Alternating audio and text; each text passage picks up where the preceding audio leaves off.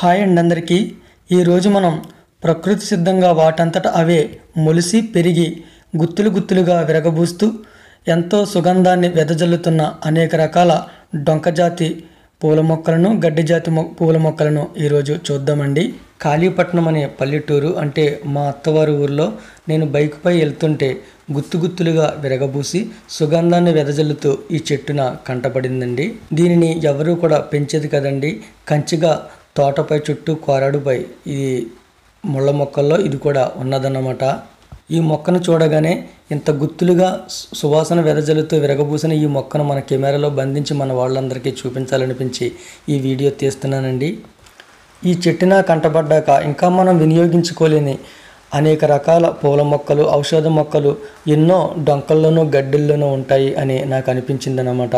అలా కొంత దూరం వెళ్తూ ఉండగా ఇగండి డొంకమల్లి పువ్వులు అయితే మాత్రం విరగపూసేసినాయండి.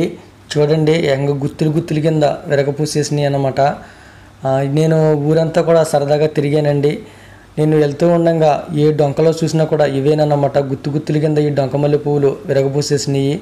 ఇంతకుముందు మీకు చూపించిన చెట్టు అయితే నేను పుట్టాక ఎప్పుడూ చూడలేదు, ఎవరూ పెంచుకోరు అన్నమాట. కానీ ఈ డొంకమల్లి పువ్వుల్ని పల్లెటూరులో ఎవరూ పెంచుకోరు, కానీ వీటిని కూడా సిటీలో చాలామంది తెప్పించుకొని కుండీల్లోనూ గట్రా పెంచుకుంటారండి. ఈ డొంకమల్లి పూల మొక్క అయితే మా ఊర్లో కూడా ఇదివరకు చాలా ఉండేయండి. కానీ తర్వాత ఇవి అంతరించిపోయినాయి. అంటే మా ఊరంతా కూడా కూరగాయ మొక్కలు, ఆకుకూరల మొక్కలు ఎక్కువగా వేయడం వల్ల ఈ డొంకలన్నీ బాగు చేసేసి ఆ మొక్కలు వేయడం వల్ల ఇవి అంతరించిపోయినాయి అన్నమాట. ఇప్పుడు ఎక్కడో కానీ మనకి కనపడవు. కానీ ఈ కాళీపట్నం అనే ఈ పల్లెటూరులో మాత్రం ప్రతి చోట కూడా ఇవే ఉన్నాయన్నమాట. మన రోడ్లంటే వెళ్తూ ఉంటే ఇరువైపులా కూడా ప్రహరీ కింద ఒక ఇసుకతోటి కోరాడు నిర్మిస్తారండి. ఆ కోరాడుపై ఇలాంటి ముళ్ళ కంచెలు వేస్తారు. ఆ ముళ్ళ కంచెల మీద పాకుతూ ఇవి గుత్తులు గుత్తులుగా విరగబూస్తూ మనకు కనిపించి ఆనందాన్ని కలుగజేస్తూ ఉంటాయన్నమాట. నాకు ఈ రెండు రకాల మొక్కలు చూసి వీడియోలు తీసాక నాకేమనిపించిందంటే మన ఊర్లో కూడా చాలా డొంకల్లోనూ గడ్డిల్లోనూ కూడా ఇలాంటివి అనేక రకాల మొక్కలు ఉంటాయి కదా, వాటిని కూడా ఒక సరదాగా ఒక వీడియో తీద్దామనిపించి మా ఊరు వచ్చాక ఇగో తీస్తున్నాను చూడండి. మా ఊర్లో కూడా డొంకల్లోనూ గడ్డిల్లోనూ ఇలా రకరకాల పువ్వులు ఉంటాయి. ఇది చూడండి, చూడడానికి వచ్చి గోగు పువ్వులా ఉంది, కానీ ఇది గోగు పువ్వు కాదన్నమాట. ఇలా పచ్చగడ్డిల్లోనూ డొంకల్లోనూ చాలా రకాల పువ్వులు ఉంటాయి. వీటి పేర్లు ఏంటో కూడా మనకి తెలియదు. ఇది చూడండి, రోడ్డు పక్కన చెట్టు అంతా ఎంత ఎర్రగా ఎరగపూసేసిందో.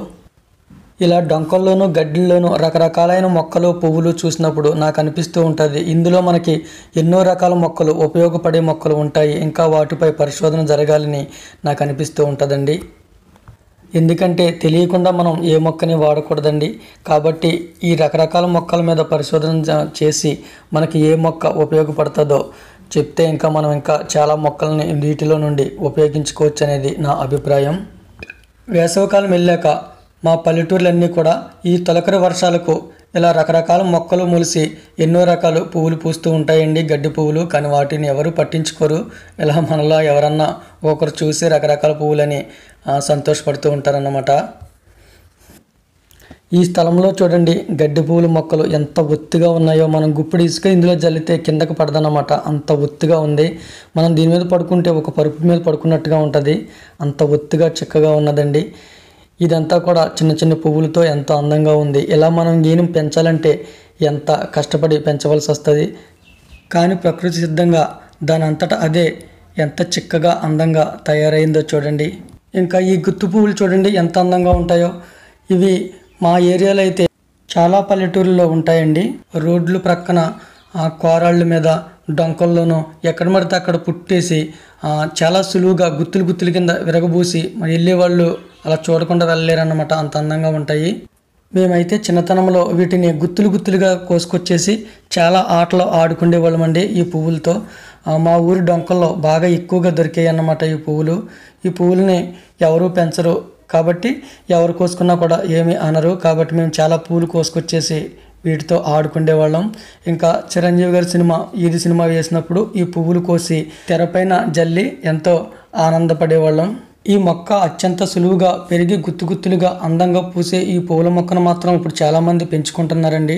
పార్కుల్లో కూడా దీనిని చాలా చోట్ల పెంచుతున్నారు. నేను హైదరాబాద్ వెళ్ళినప్పుడు శ్రీ కృష్ణకాంత్ పార్కులో కూడా ఈ పూల మొక్కను చూసానన్నమాట. మా ఏరియాలో అయితే మాత్రం డొంకల్లో ఇవి ఎక్కువగా కనిపిస్తూ ఉంటాయి. ఎందుకో కానీ నాకు ఎవరూ పట్టించుకొని వీటిపై ఒక వీడియో తీయాలనిపించి తీసి ఈ వీడియో పోస్ట్ చేశానండి. వీడియో ఎలా అనిపించింది అనేది కామెంట్ రూపంలో తెలియచేయండి. వీడియో నచ్చితే లైక్ చేయండి. ఇంతవరకు మన ఛానల్ని సబ్స్క్రైబ్ చేయకపోతే సబ్స్క్రైబ్ చేసి ప్రోత్సహించండి. థ్యాంక్ యూ అండి. Thank you so much for watching. మీ ప్రేమ గాయకుడు జ్యోతి.